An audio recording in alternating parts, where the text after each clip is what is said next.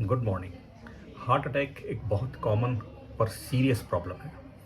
पहले तो ये बीमारी ज़्यादातर ओल्ड एज में देखने को मिलती थी, पर अब यहाँ तक यंग एज के लोग, यहाँ तक कि बच्चे भी अब इसका शिकार हो रहे हैं। और ऐसा इसलिए हो रहा है क्योंकि हमारी लाइफ स्टाइल अब बहुत सीडेंट्री हो गई है।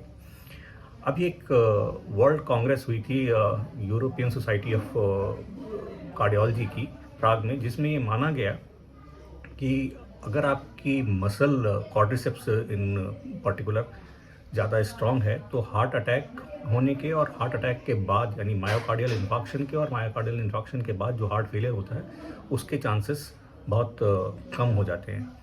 सो मसल स्ट्रेंथ से ये सारी हार्ट की आपकी स्ट्रेंथ, आपकी फिटनेस का कनेक्शन है। सो अगर आपकी मसल्स स्ट्रांग हैं तो उनके दोनों डायरेक्ट और इनडायरेक्ट बेनिफिट होते हैं।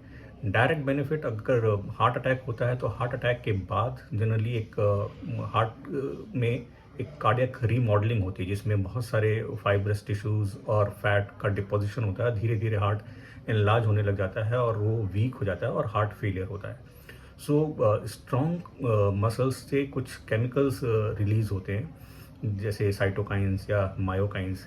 ये इस रीमॉडलिंग को प्रिवेंट करते हैं, कार्डियक रिहैबिलिटेशन में मदद करते हैं।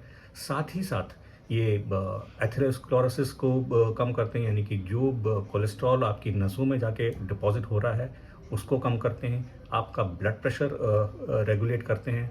तो हार्ट अटैक के बाद हार्ट फेलियर के जो चांसेस हैं वो धीरे धीरे कम होते हैं, जिनकी मसल्स स्ट्रांग हैं।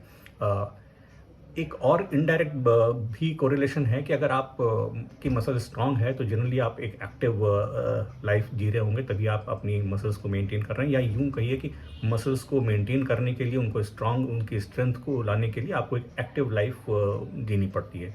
और जिन लोगों की लाइफ स्टाइल एक्टिव होती है उनमें दूसरी तरह की प्रॉब्लम, खासकर डायबिटीज़ के होने के चांसेस वैसे ही कम हो जाते हैं। और अगर डायबिटीज़ कम है तो हार्ट अटैक से आप उस इनडायरेक्टली भी आपको वो हार्ट अटैक से बचा के रखते हैं।